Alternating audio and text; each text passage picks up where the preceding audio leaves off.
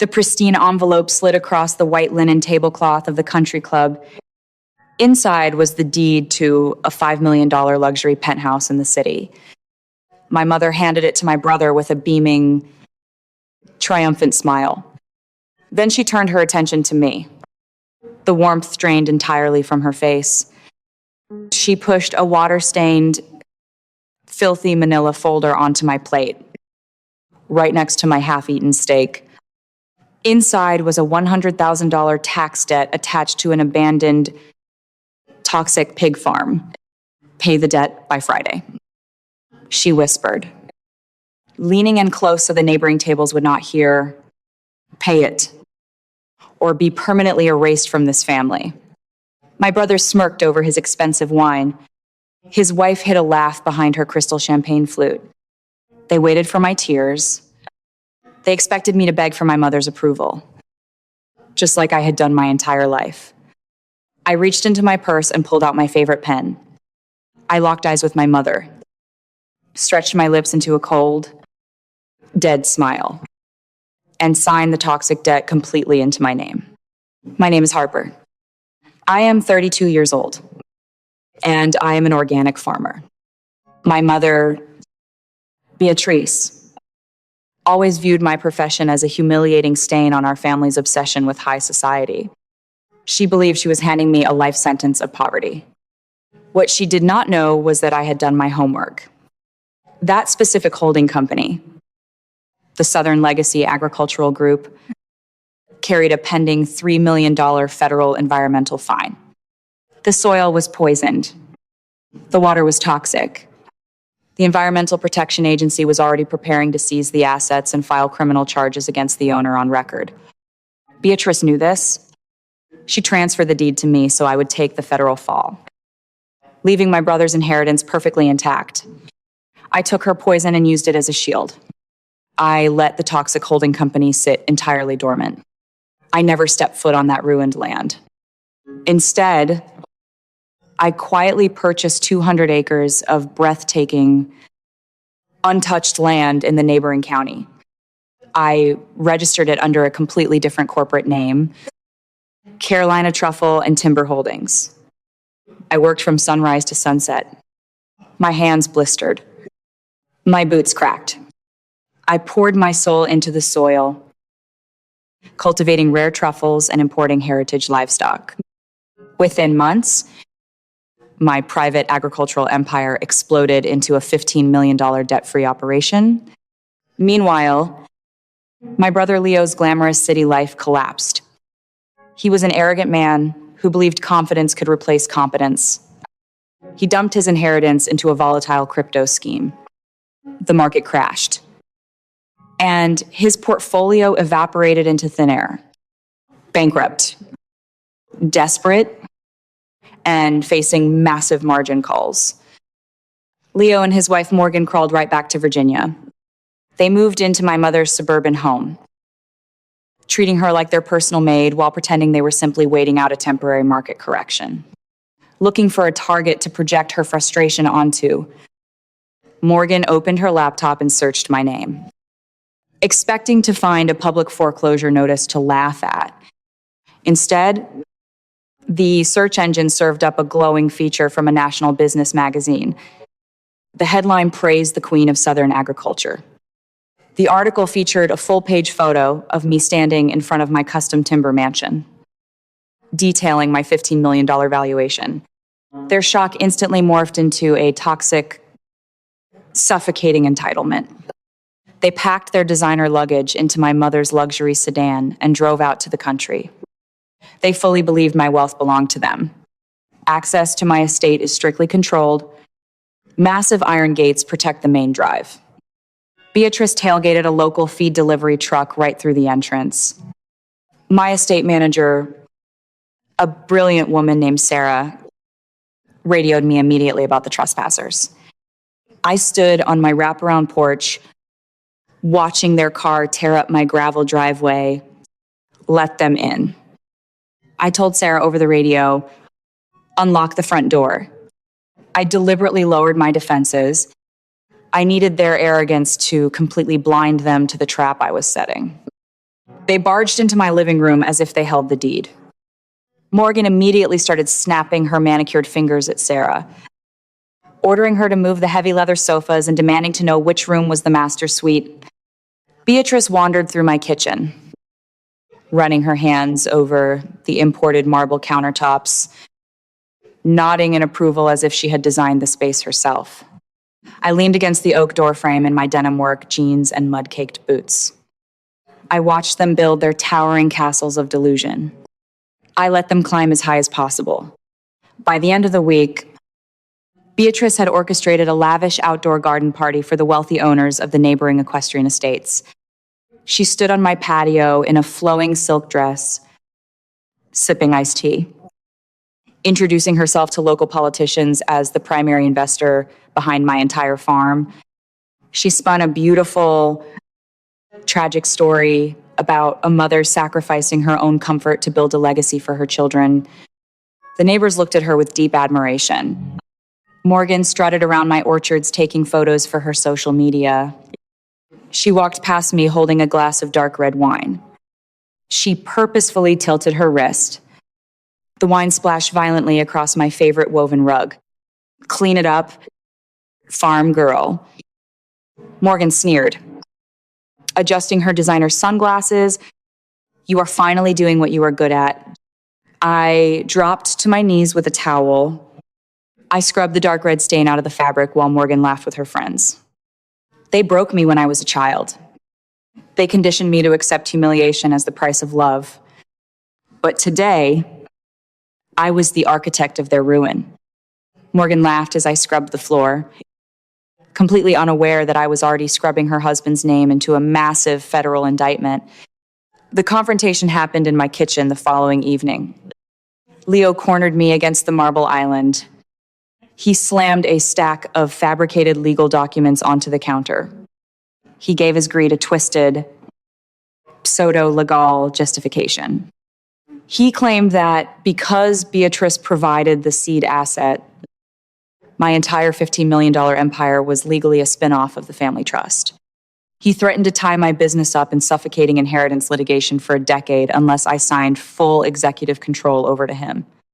He demanded his rightful place as the male chief executive officer of the family. I played my role flawlessly. I forced my shoulders to slump.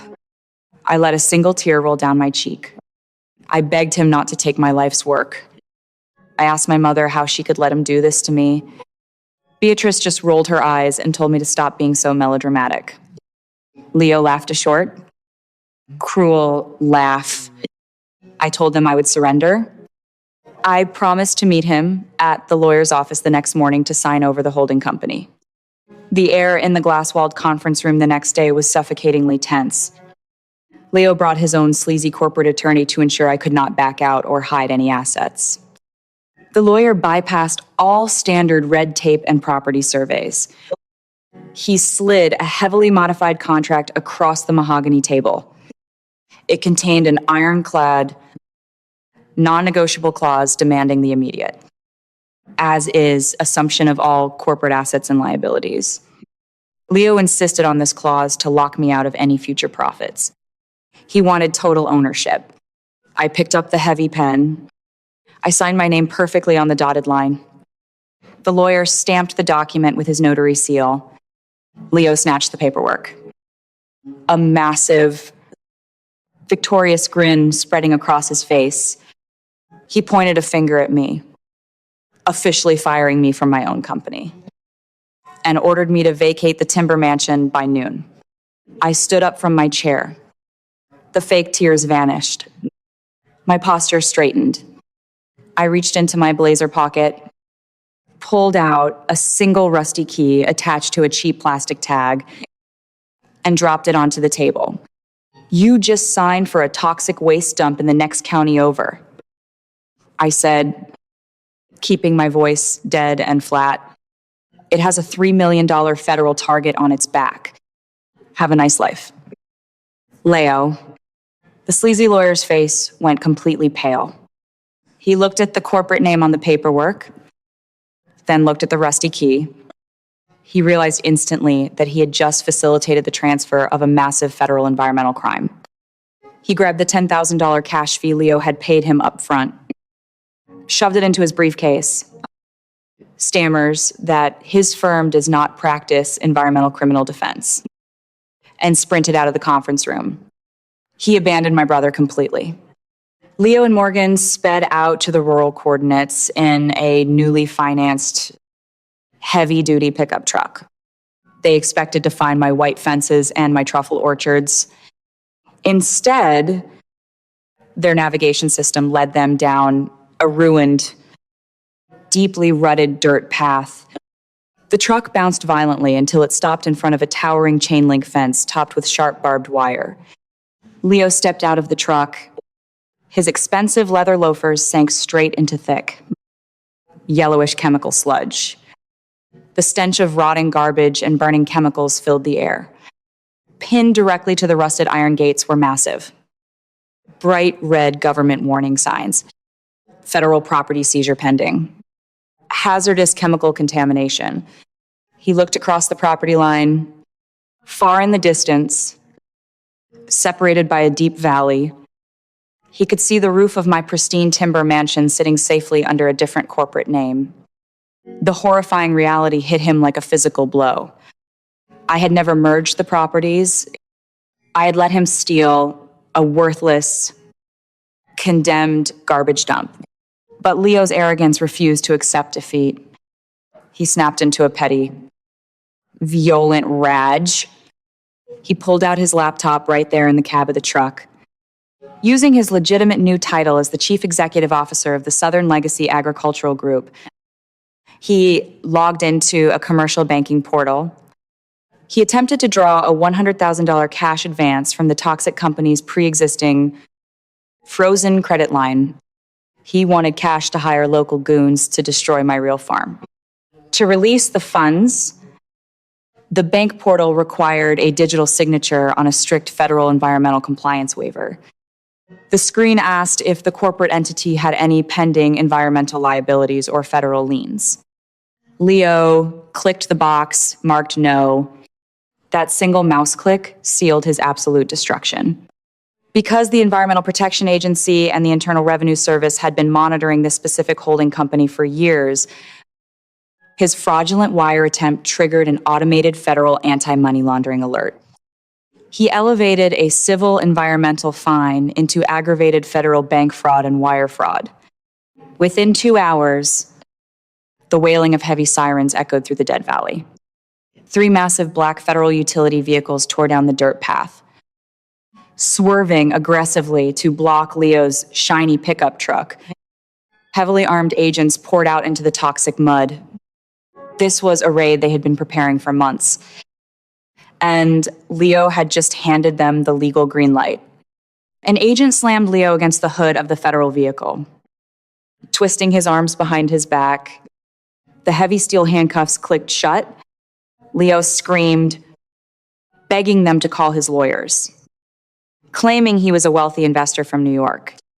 The agents ignored his pathetic protests. Morgan went into absolute survival mode. She stepped out of the truck, ruined her white designer tracksuit in the blowing yellow dust, and pulled out her phone. She went live on Instagram to her thousands of followers. She pointed the camera directly at her husband in handcuffs. She screamed that Leo was a complete fraud.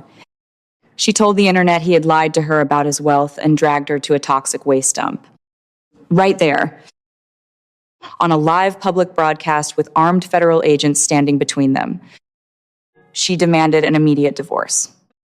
She abandoned him the exact second he could no longer fund her vanity. My mother crawled through the contaminated sludge toward the property line. Her expensive silk dress was soaked in toxic mud. Dark mascara tears streamed down her face. She looked up directly at the security camera mounted on the perimeter fence. She screamed my name. She begged me to call my corporate lawyers. She pleaded with me to pay the $3 million fine and save her golden boy. I sat comfortably in my home office, watching the live security feed on my monitor. I watched the woman who had spent my entire life making me feel small and worthless grovel in the toxic dirt she had tried to bury me in. I reached out and pressed the power button. The screen went completely black. The fallout left absolutely no loose ends.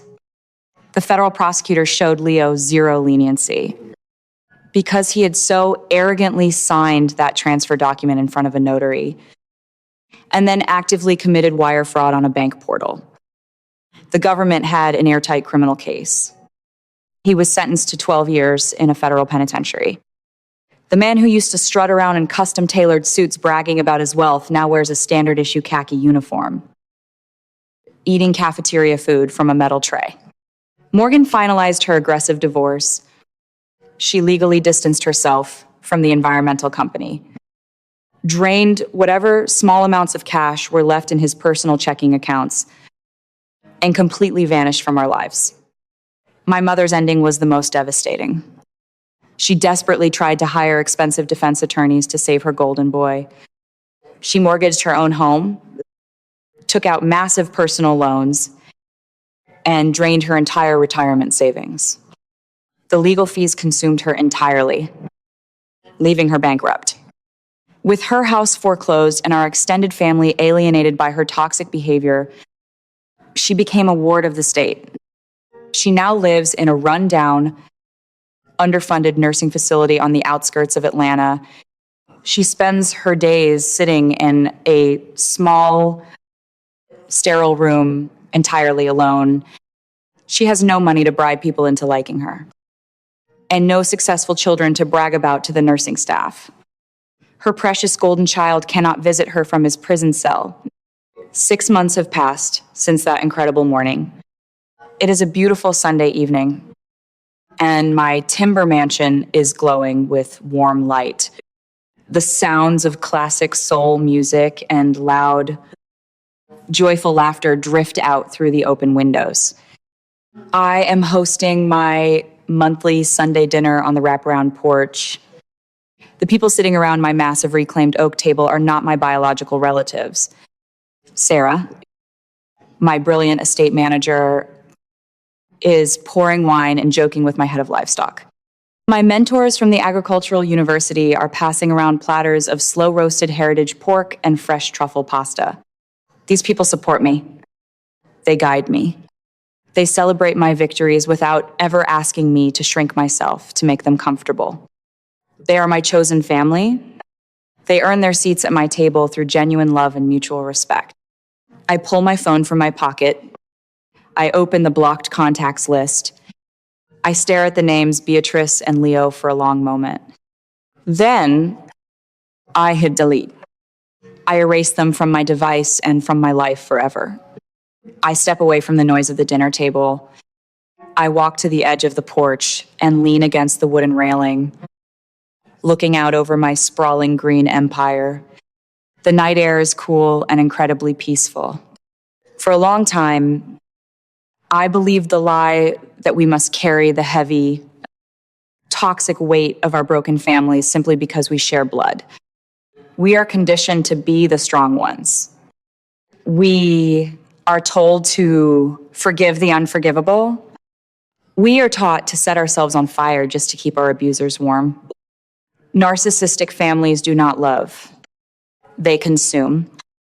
My mother's fragile ego required a golden child to project her fantasies onto, and a scapegoat to carry the burden of her failures. When they finally saw my success, their entitlement did not allow them to feel pride. It only triggered their greed. They believed that because we shared a last name, they inherently owned my sweat, my tears, and my intellect. But I learned the hardest and most beautiful lesson of my life right here in this dirt. True independence means having the courage to completely sever the toxic roots that are strangling you. You cannot grow a healthy tree in poisoned soil. If you are carrying the weight of a family that only loves what they can extract from you, I need you to understand 3 rules. Rule number 1, blood is a biological fact, not a lifelong debt. Just because someone gave you life does not give them the right to ruin it. Family is a title earned through mutual respect, unwavering support, and emotional safety. It is not a weapon used to demand indentured servitude. Rule number 2. Narcissists will always hand you the shovel to dig your own grave. Let them keep it. When toxic people show you exactly who they are, do not waste your energy trying to fix their reality. You cannot outlove a parasite. I won because I stopped trying to earn my mother's affection. I stopped fighting their delusions and simply used their own arrogance as the ultimate trap. Rule number 3. Your peace is your most expensive asset. Protect it ruthlessly. Generational wealth is not just about the millions of dollars sitting in a bank account. It is not just about the acres of land you own. Real wealth is breaking the cycle of generational trauma. It is the absolute freedom to surround yourself with people who truly value your spirit. Walking away without guilt is the highest form of self-care. And it is the ultimate victory. I raise my coffee mug to the quiet night sky. I take a deep breath of the clean country air. My shoulders do not feel heavy anymore. The terrified little girl who spent her life begging for crumbs of affection is gone. I am the sole architect of my own beautiful life. Have you ever had to walk away from a toxic family member who believed they were entitled to your success? How did you finally break the cycle and reclaim your freedom? Drop your story in the comments below. If my journey resonated with you, share this video with someone who needs the strength to set their boundaries today. Remember, your peace is priceless, and you owe absolutely no one your light. I know exactly what you are screaming at the screen right now. You are sitting there asking, why on earth did Harper just sit at that country club and accept that filthy manila folder? Why didn't she stand up, flip the table, and walk away right then and there? Let me stop you right there. Harper was not weak. And she certainly was not stupid. She was trapped in something psychologists call the slot machine effect, formerly known as intermittent reinforcement. When you grow up in a deeply toxic, narcissistic household, your abusers do not treat you like absolute garbage 100% of the time. Every once in a while, they drop a tiny crumb of affection or fake approval. It keeps you pulling the lever, taking the abuse, and hoping that this time you will finally hit the jackpot and win your mother's love. Harper was addicted to that hope. But the moment she smiled and signed that paper, she stopped pulling the lever. Now, let us talk about the absolute masterclass in financial self-defense Harper just delivered. If you are dealing with entitled, toxic family members, you need to take notes on these 3 street smart moves. First, the audit strategy. Scammers, bullies, and entitled abusers hate details. They survive on your panic and your assumptions. When Beatrice handed her that rotting farm, Harper did not just cry about the unfairness. She audited the asset, she checked the federal registries, and uncovered the $3 million environmental fine. Information is your absolute best armor. Always look under the hood before you accept a gift with strings attached. Second, building the case. Harper did not mix her new sweat equity with old toxic ties. She created a completely separate corporate entity to hold her pristine land and her massive profits. She built an impenetrable legal wall between her actual wealth and her family's delusion. If you are escaping an abusive or financially draining situation, compartmentalize your finances immediately. Never merge your new life with the people trying to drag you backward. Third, the buyout. Sometimes you have to let the abuser think they won so you can permanently secure your freedom. When Leo brought his sleazy lawyer to force that aggressive as-is contract, Harper did not fight it. She weaponized his own greed. She essentially used that toxic holding company to buy out her lifelong obligation to the family. She handed him the rope, let him write his own contract, and watched him tie his own knot. The verdict here is simple. Your family might share your DNA, but they are not entitled to the empire you build from the mud. Toxicity thrives entirely on your guilt. The moment you stop feeling guilty for protecting yourself is the moment you become absolutely untouchable. True wealth is not just $15 million in a bank account. It is waking up every single morning knowing no one can ever hold your peace hostage again. Have you ever had to use strict financial boundaries to protect yourself from toxic people? I want to read your survival strategies in the comments down below. If this breakdown opened your eyes, hit that subscribe button for more real talk on surviving and thriving. Stay smart. Protect your peace. And I will see you in the next one.